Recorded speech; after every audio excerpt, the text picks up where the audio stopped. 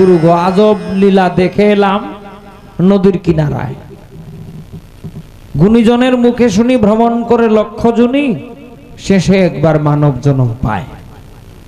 লক্ষ জুনি বলতে 84 লক্ষ জুনি। এই জগতে খোদার সৃষ্টি যত জীব আছে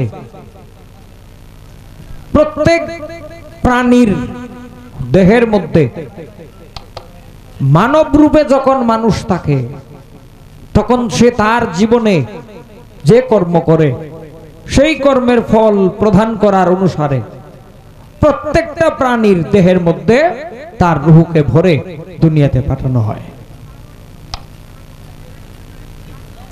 কোন জনিতে কতকাল ছিল আমার কেমন হাল, একটা কুকুরের দেহের মধ্যে তোমার আত্মা ঢুকিয়ে যখন দুনিয়াতে পাঠানো হয়েছিল, একটা কুকুরের যতদিন পর্যন্ত পরবায়ু এবং কুকুরের যে হাল, যে অবস্থা, তার যে বেশভূষণ, তোমার ততদিন পরবায়ু ছিল। কুকুর যেভাবে জীবন যাপন করে তুমিও ঠিক সেইভাবেই জীবন যাপন করেছিল।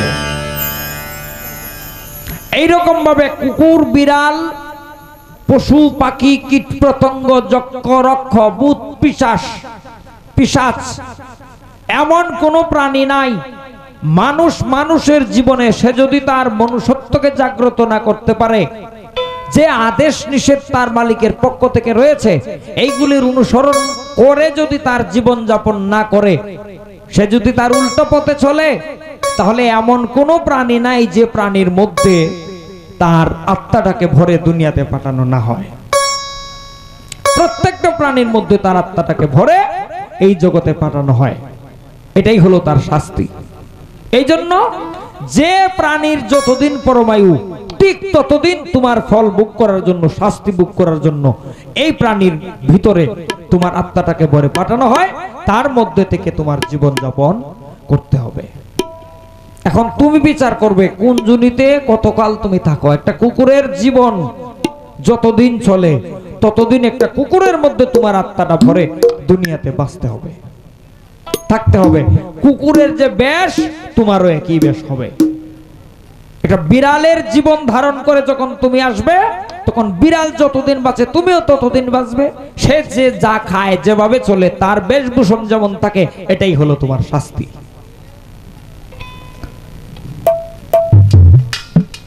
গুরু গো এই দেহে ৭২,০০০ নারী, মাইটা দেহের রসের হাড়ি ৭২,০০০ নারী। শোনো, সাধকগণ প্রত্যেকটা মানুষের দেহে ২০৬টা হাড় আছে, ২০৬টা হাড় এবং ৭২,০০০ রোগ আছে। সাধকগণ, আরিফগণ এই ৭২,০০০ রোগকেই নারী বলেছেন। এটি হলো প্রকৃতির থেকে উৎপত্তি। তোমার দেহে দুইটা অংশ, একটা হলো পরম অংশ আর একটা প্রকৃতি অংশ। এই প্রাকৃতিকগত ভাগ থেকে যে সমস্ত বস্তু আদি দেহের মধ্যে আছে প্রত্যেকটাই নারীর অংশ, প্রত্যেকটাই নারী। এই নারীগুলি কি খায়? এই ৭২,০০০ নারীর পরিচালক যিনি, তিনি হলেন আদ্যশক্তি মহামায়া, যিনি কুলকুণ্ডলিনী।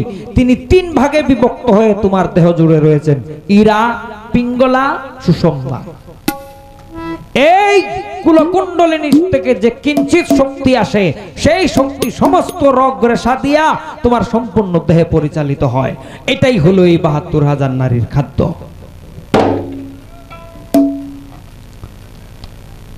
আর কি এই দেহে ৪৯ বায়ু।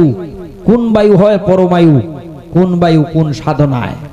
৪৯ বায়ুর মধ্যে কোন কোন সাধকের মতে ৫টি বায়ু প্রধান, কোন কোন সাধকের মতে ১০টি বায়ু প্রধান। যথা প্রাণ, অপান, সমান, উদ্ধান, ব্যান, এই ৫টি বায়ু। এই যে প্রাণ বায়ু, এই বায়ু হচ্ছে পরবায়ু। কিন্তু এটাকে সাধন করতে হয়। সাধন কিভাবে করবে? এই প্রাণবায়ু এটা প্রত্যেকটা মানুষের ভিতর থেকে 12 আঙ্গুল বাহিরে যাচ্ছে আর 10 আঙ্গুল ভিতরে আসে। প্রত্যেক শ্বাস প্রশ্বাসে একটা মানুষ যখন স্বাভাবিকভাবে বসে থাকে তখনও তার 12 আঙ্গুল বায়ু বাহিরে যায় আর 10 আঙ্গুল ভিতরে আসে, তাহলে 2 আঙ্গুল বায়ু এখানে ঘাটতি হইতেছে। যদি 12 আঙ্গুল বাহিরে গিয়া আবার 12 আঙ্গুল ভিতরে চলে আসতো তাহলে এই জিন্দেগিতে কেউ মারা যাইতো না, কিন্তু এটা হয় না।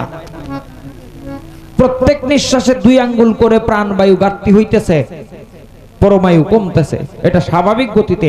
এখন যে তুমি গান করতেছো, আমি গান করতেছি, পরিশ্রম হইতেছে, এখন 65 আঙ্গুল দম বাহিরে যাইতেছে, মাত্র 10 আঙ্গুল দম ভিতরে আসে,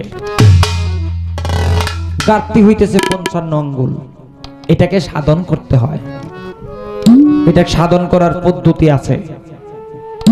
এই সমস্ত কথা আমভাবে বলা যায় না, বলা উচিত নয়, তবুও জিজ্ঞেস যেহেতু করেছো কিঞ্চিত মাত্র বলে দেই। একটা মানুষ যখন ঘুমায় তখন তার 65 আঙ্গুল দম বাহিরে যায়, ভিতরে আসে মাত্র 10 আঙ্গুল, এখানে ঘাটতি হইতেছে 55 আঙ্গুল। একটা মানুষ যখন দৌড়াদৌড়ি করে, চলাফেরা করে, প্রচন্ড গতিতে দৌড়ায়, তখন তার বাহিরে যায় 18 আঙ্গুল দম, ভিতরে আসে মাত্র 10 আঙ্গুল। যখন একটা মানুষ স্ত্রী সহবাস করে তখন বাহিরে যায় 100 আঙ্গুল দম, ভিতরে আসে মাত্র 10 আঙ্গুল। এইভাবে দমের ঘাটতি হইতেছে। এখন এগুলি পূরণ করতে হয় কিভাবে? পূরণ করার পদ্ধতি আছে, দম সাধন করতে হয়, ভিতরে বায়ু ভরে রাখতে হয়। ভিতরে ভরে রাখার কিছু কৌশল আছে, এটার একটা গণনা আছে, হিসাব আছে। এই হিসাব মতে ওই যে কুম্ভক সাধন করতে হয়, রেচক, পূরক, কুম্ভক ইত্যাদি। রেচক, পূরক, কুম্ভক এই একটা শব্দ কিন্তু বাংলা না। রেচক কি? রেচক হলো বাহিরে দম ছাড়া, হিসাব করে ছাড়া। পূরক ভিতরে এনে পূরণ করা। আর কুম্ভক, কুম্ভক কি? তুমি যে বায়ুটা বাহির থেকে ভিতরে টান দিয়ে আনবে, আনার পরে এটাকে ধরে রাখতে হবে। করে দেখবে প্রথম দিন তুমি 10 গন্তে গন্তে দম ছাড়বে, 15 গন্তে গন্তে দম ভিতরে নিবে, 10 গন্তে গন্তে দম ভিতরে নিবে, 15 গন্তে গন্তে দম ছাড়বে আস্তে আস্তে, এবং 20 পর্যন্ত গুনবে, দম ভিতরেও নিবে না, বাহিরেও আনবে না, 20 পর্যন্ত গুনে আটকে রাখবে। এই যে কাজটা করবে, এইভাবে তুমি 2 মিনিট করবে, তারপরে 2 মিনিট রেস্ট করবে। প্রত্যেক দিন এইভাবে 10-15 মিনিট করবে। এভাবে করতে করতে এমন একটা সময় আসবে, এইভাবে যদি 1 বছর, 2 বছর, 5 বছর এই অভ্যাস করতে পারো, এটার নাম হচ্ছে প্রাণায়াম, প্রাণের আরাম দেওয়া। এই প্রাণায়াম অভ্যাস চক্ষু বন্ধ করে যদি করতে পারো, এটা করার আরো পদ্ধতি আছে, কামেল মোকাম্মেল গুরুর কাছ থেকে জেনে নেবেন। মন চাই এর চেয়ে অতিরিক্ত বলা যায় না, বলার নিয়ম নাই। এটা যদি করতে পারো তাহলে তোমার ভিতরে এক সময় বায়ু আটকে রাখতে পারবে, তুমি যতক্ষণ চাইবে ততক্ষণ। যদি এই কাজ করতে পারো, যখন একজন পুরুষ সে যখন বায়ু সাধনে অভ্যস্ত হয়ে যাবে, তখন সে যখন স্ত্রী সহবাস করবে, স্ত্রী সহবাসের কালে গিয়ে চক্ষু বন্ধ করে যদি রুদ্ধ শ্বাস রুদ্ধ করে রাখে, কুম্ভক করে তার ভিতরে বায়ু ভরে রাখে, যতক্ষণ পর্যন্ত সে নিজের ইচ্ছায় বায়ু না ছাড়বে ততক্ষণ পর্যন্ত বীর্যপাত হবে না। আর শুধু তাই নয়, এই বায়ু নাক দিয়া না ছেড়ে কুম্ভক করে ভিতরে আটকে রেখে ঊর্ধ্ব গতিতে যখন বায়ু আস্তে আস্তে স্টেশনগুলি পার করে মস্তিষ্কে উঠাবে, তখন নিম্নমুখী বীর্য উপরে উঠে যাবে। এটা কোন বায়ু জানো? এটা হলো অপান বায়ু। এই অপান বায়ু সাধক সাধনা করে আস্তে আস্তে টানতে টানতে যখন উপরে উঠায়, তখন তার ভাটির চন্দ্র অর্থাৎ নির্গত হওয়া বীর্য আবার মস্তিষ্কের উপরে উঠে যায়। এই দেহে মরা আছে, মরা কায়া মরা মাসে, এই মরা হলো কুলকুণ্ডলিনী। ওই যে কুণ্ডলিনী শক্তি মূলাধারের মধ্যে মা ও চৈতন্য অবস্থায় আছেন, এই মরাকে জাগ্রত করতে হয়। কিসের দ্বারা? বায়ু সাধনের দ্বারায়, রুদ্ধ শ্বাসের দ্বারায়। ওই যে জালালকার একটি গান আছে না, রেচক পূরক কুম্ভকতে লুপ্ত করো কামবিকার, প্রাণায়াম অভ্যাস করো সাধন পথে মন আমার। এই গানের ভিতরে এই কথাগুলি বলা আছে।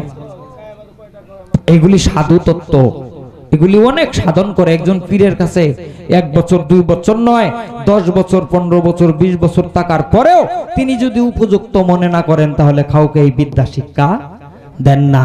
এটা দেওয়ার মতো জিনিস না। তুমি জিজ্ঞাসা করেছো, যেটুকু না বললেই নয় আমি এইটুকু বলে দিলাম, এর চেয়ে বেশি বলা মঞ্চে সম্ভব নয়।